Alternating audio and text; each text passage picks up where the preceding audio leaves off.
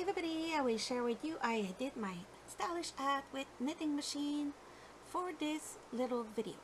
So I find the middle, going down 10 rows, keep on the same column, pick, go through the other side and pull on your yarn. That will give a little shape like this. You could keep it like this, or you could do more like I did.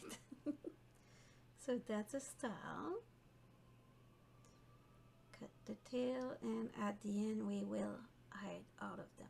So I will count 10 wide and 10 down, and I will repeat the same thing.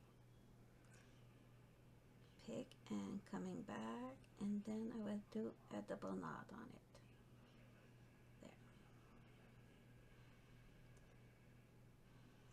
Do that,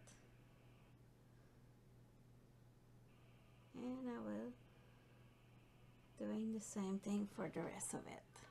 I will hide all the little tail after, and when it's done I will go with my clever pom-pom maker. So I hide all the tail already, as you could see. Only 2 places to hide, like this, and the last one.